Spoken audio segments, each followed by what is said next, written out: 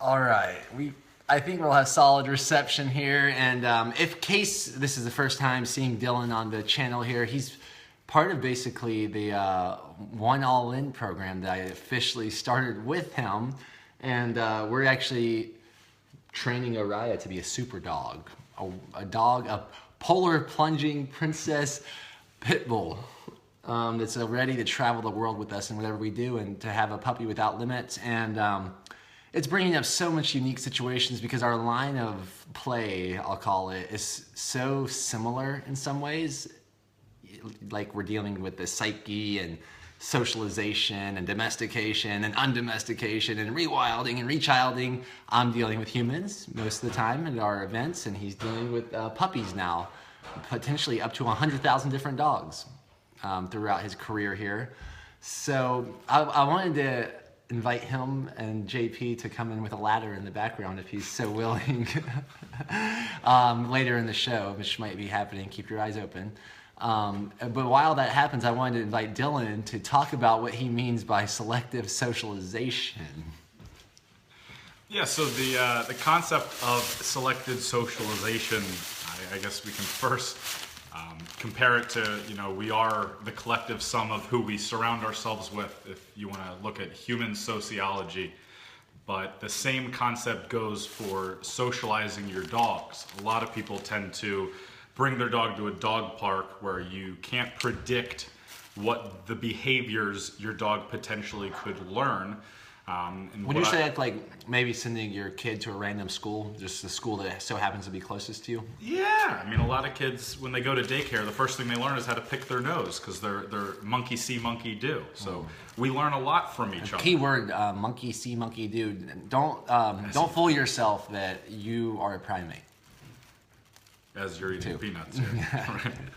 Now, whether we're more closely related to a chimpanzee or a bonobo, that can be a different conversation, but we are primates, according to those scientists. Anyways, let's continue. Let's hear about your selective socialization process. So something that's very unique to us is we select who our dogs socialize with. That way it's like a mastermind for dogs? Yeah. That way they can pick up only good behaviors. We call our boot camp summer camp at Harvard, because they only learn good behaviors. They build their confidence, and they're able to produce the results that it takes a lot of other dog trainers a lot of time to get to that result. When if you have your dog socialize with well-trained dogs, well-balanced temperament and behaviors, they'll pick up that energy the same way you're seeing Araya and Zephyr mimic each other a little bit. They're very calm. They tend to be sleeping a little bit more than you think a puppy would, and they're picking up those behaviors. So selected socialization is huge, and the more you look into it, it's something that translate in a very synchronous type of way with human psychology and dog psychology. We are definitely who we surround ourselves with. Hallelujah. Amen to that. I mean, what I'm hearing and I'm imagining is what you're hearing as well as you're saying this. If we're going to carry this over to humans, what do humans want these days? You want to make more money? Hang out with people that make more money than you. You want to get stronger? Hang out with stronger people than you. You want to get smarter? Hang out with people that you judge that may be challenging to you intelligently. How has your socialization been since you've been here at the Ultra Spiritual Heart Quarters with JP, Araya, my two princesses, one being Araya and one Deanna back there, and myself? Have you felt some effects of socialization? And Adham Sawanhi, dogs must be set free. I'm not sure if that's what that means by that, but if you would like to elaborate, maybe we can have some communication about that as Dylan scratches the surface of his selective socialization by being here with us this past few days, with some more days to follow. So stay tuned. If you're into dog training or training humans to train dogs, or training dogs to train humans, you're going to be in the right place for the next week. For sure. And this is a very exclusive selected socialization study, even just for myself. So there are only 3 human beings that I'm surrounded with right now, and I am learning from each one of them. I'm seeing how they function in a daily routine. I'm seeing what their behaviors are, and as humans, we are, very observative, and that's definitely what I'm picking up. So just from this very small selected socialization of two people really who are focused on inspiring people and kind of just focusing on their own inner happiness, I'm learning so much as a person from that experience. So This guy believes they should not be pets. That's the thing. Now I get it. Adham Sawani thinks dogs should not be pets. He wants to set them all free. I've been to places where dogs are pretty free. It's pretty interesting, like in the street, like certain streets in Costa Rica or some of the third world countries. But I'm not sure if I like that third world classification. Anyways, it sounds like you got something to say. Yeah, well, I mean, unfortunately, I don't think we would be able to set all the dogs free, as they are not as primitive as we think. So if it was a shepherd, a wolf, a husky, an Akita as we saw today, those dogs might be able to fend for themselves and find the food and hunt and be primitive. But I mean, if all the Chihuahuas and golden doodles and golden retrievers, I personally don't think they would be able to survive, besides picking out of the trash and stuff like that. That's why they are domesticated, because they count on us. And that's the thing for me. What I'm seeing here is that I feel like one of my main passions for the past decade has been undomesticating people, or rechilding them, or as Daniel Vitalis would say, rewilding them, to get back in touch with their inner nature, their true nature.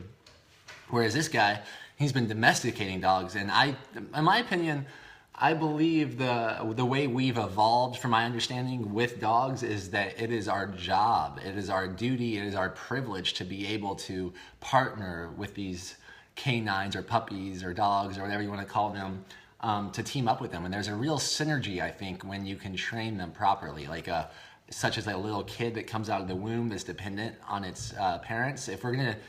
Unless we're going to have a bunch of dogs with a bunch of litters running around wild in the United States or wherever in the world it is, I see this as a beautiful practice that you're doing, and super beneficial. Notice I don't use a lot of commands. It's very much just an energy and body language. I love the energy aspect, because there is a lot being a lot of times especially human communication. I think some of the most important things are said without words. And it's one thing it's one powerful practice to hear what's being said. It's another whole practice to hear what's not being said. And I see that's what you're doing with Uriah here. Yeah, I mean, one tip that I gave Daniel that I think resonated with him, and I know it resonates with myself, is a lot of people try to use the words to get the command, but the dog doesn't understand English. So the more you use multiple words, multiple commands, you get confused, the dog gets confused. So I find the best way to train a dog is try to get the result you want without using the command, and then you can start to associate a word with that behavior. But the first is getting the behavior that you want out of your dog, and then you can start to, have your commands, whether they're in English or German or Dutch or whatever you want, made up language, it doesn't matter. They have to learn the behavior first, and that's what matters most. And someone mentioned something about the comment. Seems like I don't see it anymore. Let me see. Can I scroll a while without knocking my phone over? Oh, so that's just. Well, hey Eddie, I definitely appreciate your input here, and I would love to continue communicating with you if you're still on the line. But I want to say just. What is just, really? What is that word, just?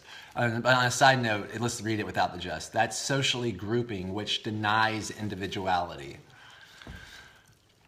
I almost think it promotes individuality. People that build each other up, that inspire one another. One thing that I personally experience with is I used to not read because I didn't want to be unoriginal and read somebody else's words and thoughts. But I find that I read a lot now, and I feel more original than ever. I don't feel like I'm taking someone else's ideas. I'm only improving upon those concepts with my own philosophies and beliefs internally. So, yeah, that individuality versus social grouping, that's a great topic. It's like, are humans all cells to the same body, planet Earth? Or are we all individual and we're our own planets? And that within us, is each cell all cells of our same body, or are those all representative of the the planets in this, our planets, like planet Earth is being a cell to the whole galaxies and the universes. What's this guy?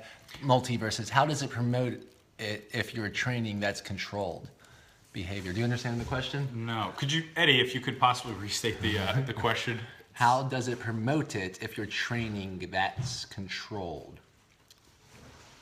And JP, if you're feeling ambitious enough to make a cameo with words, you're more than welcome. It looks like you're building quite the set out there. Your hands are full at this moment. Stay tuned. Ultra spiritual. Lots of excitement going on. Yeah, over he's here. got a set and a half coming, so I'm excited to see what the next video is going to look like here. But yeah, so back to this. In the meantime, while Eddie, maybe if you want to rephrase your question, how else do you like see? Do you have anything else you want to touch on? Social. What was the phrase? Because I love that. Selective socialization. Selective socialization. I adore alliterations as well, so I can get down with this selective socialization and figuring out what it means. Yeah, I mean, you can only. Eddie, okay, here we go. Okay, you said that it's a part of individuality, but if you are training the animal to do something, how they're showing individuality? Well, I mean, the whole point of training a dog is to enhance whatever their natural skills are. Some people want their dog to do attack work, but that dog is in no state of drive or behavioral temperament to even go in that style of training. So you want to maximize whatever your dog likes to do. In this situation, you know, it's a mix of lifestyle and wanting to go everywhere, and this dog certainly loves, you know, attention, loves to go everywhere, and you want to maximize their potential And I of loved what they like to do. I loved what you said about how Oriya she's starting to learn that the best way to get the most affection, because in my reality, Eddie, I love your questions, and this is sparking some awesome communication. For me, what it comes down to is like, how can I love this person and myself and everyone and this beautiful planet we're on the most in this moment? How can I give the most love? I think that's the best way to receive the most love too. So I'll start with the question, how can I give the most love? It's like, you want to learn how to breathe in as deep as possible? Well, first learn how to breathe out as deep as possible. So I'm learning how to breathe out as deeply as possible on this journey known as life. And from what I'm seeing, one of the best ways that I can love this princess puppy pit bull is what we're doing here, and it's the best way for her to be able to share love with others as well. So I'm super stoked, and he's got some. I like this. He's good. Let's get some more emotions in this communication here, because I think that's where the beauty comes. What does he say? You got the question? Yeah. So Okay. the best way to explain why dog fights occur is because there's a lack of understanding of what dog psychology actually is. Most rescue dogs get rescued by humans that want to apply human psychology. So they give it a hug, they give it a kiss, they want to smother it with affection. But what that does is that only enhances the behavior. If Daniel's having a bad day, I can say, hey, listen, it's going to be okay, tomorrow will be better. But if you say to a dog that's in a bad state of mind, it's okay, by giving it affection and empathy, you're saying it's okay to feel that way. And eventually you'll see dogs starting to get aggressive. Even at the market today, one dog, was in Akita, which is known for some, behavioral issues. That dog started to continue to enhance its behaviors and get a little bit more dominant and a little bit more mouthy, and it was becoming almost apparent that dog might snap, so you had to walk away. And a lot of dog fights and snaps come from over affection from the human, and it's not necessarily the bad training. It's just, Well, I'm imagining it's a lot like human beings. A child, for instance, that throws a fit or a temper tantrum, or even maybe experiments with some violence. Let's imagine a little 3-year-old kid who didn't get mommy's milk yet, and he or she is angry. She's hungry, he's hungry, and then imagine when that baby starts throwing things around or pushing people or spitting on people or whatever it might be. In my experiment with some primal behavior, can you imagine if the mother at that point was like, oh, good boy, let me give you some milk? Yeah. It's going to learn, the way I get what I'm looking for is by being violent. yeah, you're rewarding a bad behavior, and they're going to continue to develop that behavior. And as you saw at the market today, Oriya was just sitting down and sometimes just laying down, and everyone just kept coming up to Oriya, just giving affection. And she knew, if I sit and lay down, more people are going to come. And I mean, she literally was the star of the market today. A lot of other people had reactive dogs. They were barking, they were a little intimidating. People were unsure of, should I even pet this dog? And Oria's just sitting looking cute, knowing that if I sit, people will come. And she certainly got that feminine spoiled. energy on her throne, sitting back, letting all the peasants and peons coming to pet her feet. Yeah, very true. That's what it started looking like. It's like, Yeah. "Pet her, oh my gosh. So yeah, I'm super grateful for this experience and like tapping into not only a deeper understanding of the psychology of humans, but a deeper understanding of the psychology of dogs, which if you look back historically, from my understanding, dogs may have been a part of our history before agriculture even was. So that's something to be taken note of. It's something to consider. It's something to respect. To respect. Something to cherish. And something to learn about. Cool. We got a question from Sasha. Way too friendly of a person. Tried breaking in the apartment and she didn't even bark. How do you make her more protective? I'm so curious about this question too. Thank you, Sasha, for asking that question. The first thing that you want to do is break the routine of your dog wanting to run up and get affection from humans. It should look at you before it goes up and runs up to something. For instance, there was a dog that might have been a little aggressive at the park, and if Oriah had run up with that excitement and energy, she could have gotten bit. And the same thing goes. You don't want your dog to just run up without looking at who's at the door to just get affection, You want your dog to look at you and associate what your reaction is. Do I want you to go up and say hello, or am I not sure about the person who just entered my home? You should be unsure also. So limiting the affection, breaking the pattern of having people come into your home. I almost like energy. Like, tell me how this sits with you, because some people, I think, they get a little emotionally triggered. And this is such an interesting thing to me. It's so taboo, it seems.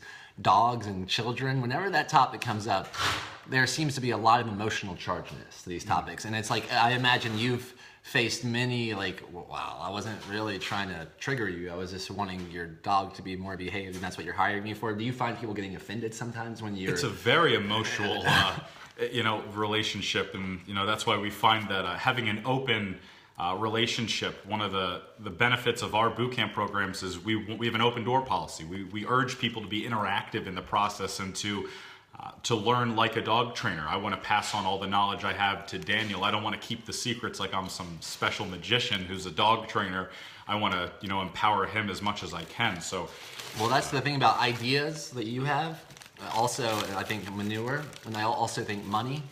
That if you hoard them, they start to smell like poop. And they're pretty destructive and dangerous. If you spread them out properly, they're one of the most fertilizing things to life, abundance, growth, health, happiness. So, yeah, I think when you have, if you know you have a lack of ideas is when you can't give them away. You know you have a lack of money when you can't give it away, and you know you're full of shit when you hoard it all to yourself. Anyways, that's a side note. I even said a curse word. That's a rare day for any people watching these videos. What I was thinking, though, that I wanted to talk about was, instead of saying limiting their energy, I'm curious of another way of phrasing what you're saying. You mean limiting the affection? No, limiting the affection. My bad. Well, I was wondering, what if you describe that as like leaking energy? Like, I think it's a form of leaking energy to give affection to a dog that's doing something wrong. Whereas when you harness the energy and transmute it to sharing that energy, that love with a dog when it do something good, that's how you get a properly behaved and an awesome animal. Yeah, it's almost a transference of energy that you're giving, and you don't know what the effects are, more or less. And exactly, Sasha's kind of confirming it. My brother babies her, so LOL, thank you. We don't blame your brother too much. You can take, Sasha, the power is in your hands. You can go there and you can catalyze and lead your brother and everyone else not to leak their energy mindlessly and recklessly on this dog, but to harness it and transmute it at the right time that will catalyze the most effective behavior. And we can't help it. We're affectionate beings. I get just as much positive feeling from hugging a puppy that the puppy gets. But in human psychology, when I hug a puppy, I know that I feel good, I feel happy, and I get that warm, bubbly feeling. But when I'm hugging my dog, I'm touching it, I'm petting it, I'm saying its name, I'm giving it affection. If the tail's down, if it's insecure, if it's not in a happy state of mind the same way I am, I'm enhancing that fear, that anxiety, that unsurety, And I'm almost taking advantage of my own dog to get that affection and not realizing that I'm not providing a positive, established form of leaking energy to the dog, where it knows that it's getting it from doing something positive, like sitting at the park today and just getting loved by everybody.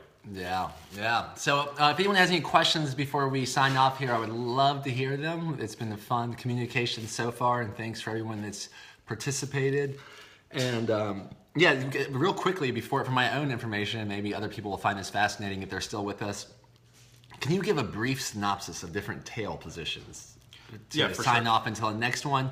And if you're watching this and you're interested in the One All In idea, watch my video, One All In, and then email me if that interests you. And if you're interested in getting your dog trained, what's the best place for people to look up, maybe to get contacted with you or someone you know to get proper Just go to edutainment. wearedogtraining.com, and you can pretty much search everywhere for We Are Dog Training. It's not just about me being a dog trainer, it's about all of us, and that's what it comes down to. 1.5 million dogs get rescued and over half get returned. So the over 750,000 people, just like Daniel here, who has a puppy, who sought the knowledge and wants the empowerment to travel the world with his puppy, that's the inspiration that I think the other 750,000 people need. But on the tail note, if your dog's tail is curled like this and almost touching your the back, really up and confident, like waving a flag, right? So if the tail is like this, you want that out of your dog. If the dog's tail is kind of curling down in between their legs, that's submissive, that's anxiety, that's unsurety. You want your dog to feel confident, royal, like a president. Street. This is human psychology too. So if you find yourself being depressed or low energy, or you're looking to harness more energy, you might want to look at your posture and how you walk and carry yourself, because a lot of people that are in that state might kind of look like this, their shoulders shrugged over. They kind of look like almost a de-evolution of, if you look at like the evolution of sapiens, they're kind of like the opposite. They're like getting lower, they're kind of shrugged over, they're sad. I suggest to break that pattern and maybe create a different state, and maybe even to err on the side of extremes. This is something I've been playing with when I walk around the neighborhood listening to my audiobooks. And if you want to be really helpful, you can even put a pen in your mouth. But get a big smile, show your teeth, show your canines, and smile and make it as genuine as possible. You can even lift your back up, your chest, kind of poke your chest out like a bird chest. So find that position and then smile and walk faster than usual. Walk faster than usual. With purpose. Smile big, and that to me is the same thing you're saying about what a dog looks like when it's tail. Yeah, and that's a big thing. And what I want to say about that is that can create a good emotional state in you and your dog, and or it's an indication that you have a strong emotional state right now. So it's a two-way street. It's not only that happy people are smiling, but it's that smiling causes happiness as well. It's true, and the same concept goes for how you should walk your dog. Just by walking your dog with your chest up, almost, put the pencil, you should walk with confidence, and your dog will raise its tail because you're walking with purpose. So if you're walking your dog hunched and you're letting your dog control you, it's a full situation of no control and a lot of overwhelming feelings of anxiety. But if you walk with purpose, you don't even have to focus on your dog. You can just walk, and your dog will walk with you, because it's following your energy and the leaking of that positivity. But yeah, it's the idea of like power posing that you see in primates. And like when for instance, if a gorilla's all amped up, excited, showing its ground, showing its territory, it has its arms spread, its chest is it's like good. And you actually see the same things when people win a competition. Mm-hmm. Have you ever seen someone win a race and they're like this? No, they're like, yeah, they're so open. They're so stoked. They can't even help themselves. And when one is stoked, there's no limit of what one can do.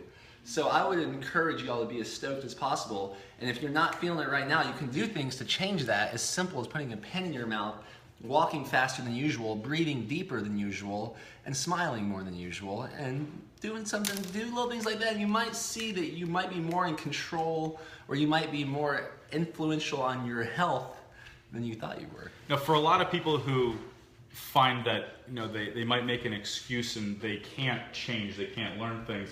My experience with dogs is any dog can be trained, whether it's a puppy or a 13-year-old dog. Do you find that anybody at any stage of their life can teach an old you dog. can teach an old dog new tricks, but the same goes for human psychology. You know, this selected socialization, One All In project, the amount of things that I'm learning as well. I'm not a child. I'm learning as I go, and that's an amazing thing. So we're always able to progress and learn. Every single day is an opportunity to train your dog. I believe someone said their dog was having problems and it's 1 year old. Definitely just start tomorrow by limiting the leaked affection that you're giving your dog and leaked energy. Yeah, and I would say I understand the context that you're not a child, but however, I think the more childlike we become, maybe the more heavenly this existence is. Did you want to read these last two questions? And I know we're bouncing all over the place. This is how I like to do things. I like to see how many things I can focus on at once. So Eddie, you said changing the energy on the dog to make more protective in the house. That changing the dog's behavior, wouldn't it be more effective? Do you have a negative response on the stranger teasing the dog with the owner? What I find is it's not about having a negative association with the person who's coming into your house. It's about first having the right relationship with the owner. For instance, if I hired a security guard to watch me that was, heavily distracted and wasn't sure what their purpose was, but I knew I hired them for a job, they wouldn't be sure when they're supposed to be on duty. They're constantly looking around. They don't know what's going on. They need to be focused. They need to be trained. They need to know the relationship. Think about what we compare as the relationship between the President and Secret Service. So it's very important that you are the Secret Service for your dog and they are the president, and that's where it all starts. From there, you can continue to develop your dog and focus their energy to be reactive on things that you're unsure about. But if your dog doesn't have the focus and they're all over the place, it's very hard to harness them. And you might, find that they're biting your friends or like, you're saying, completely lovable to even, strangers. All right, cool. And then, so we're going to go back and forth. I'll keep moderating this. How can I train a deaf puppy? So before you answer that, I'm curious. You did the power posing, the tail. What's the opposite of that? The opposite is down, and that curled in would be between more their like a legs. human like this, kind of That's exactly what that is. What I explained to my like clients. sitting in a chair in a classroom, sort of? Also, but what I compare it to is it's almost like someone who's boxing. If my tail is down, which means I'm feeling this, that's almost like somebody who's already ready to fight and I'm on guard. I'm one step away from being in fight or flight. So this is what the tail down means, and this is why you'll see dogs become reactive and they'll bite, or they'll cower and they'll flight. But this is what their stage is. I'm already backed into a corner. I don't feel good. I'm examining the situation, and am I going to punch or am I going to run? So and that's what the tail down means. Tail up is, how you doing? It's a pleasure to meet you. I'm Dylan. This is Daniel, and we're here to talk to you. You need to feel royal and very good. You have to get that energy out. So it sounds almost, and I don't want to it sounds like a lot of the programs that maybe certain governments or countries use, especially to train people to fight or kill each other. It sounds more like that puppy, that metaphorically, the tail between their legs, like get in line, you're going to listen to what I say, you're going to do it when I say it, and you're going to attack when I say attack. Yeah, you're putting them in that program. Yeah, it's a form of domestication. Trust me, this carries over to humans too. So let's go now to the deaf puppy question. Yeah, so I've actually worked with a lot of deaf dogs. One of the reasons I'm very successful training deaf dogs is because it's not about vocal commands. It is about energy. So Christina, I'll do a video for you if you want. Just send me a message, Dylan Maxwell Blau on Facebook, and we'll go over some basic tips. I'll write a blog for you on how to train a deaf dog. But it is very, very simple and easy, and don't think that you can't train this dog. I've gotten fantastic results with deaf dogs. They are almost easier to train because they're not as distracted by all the noises. So as long as you get in tune and they give you good eye contact, you can have a very just truly inspirational relationship with a deaf dog. Same thing goes with blind dogs or anything. I think Daniel agrees.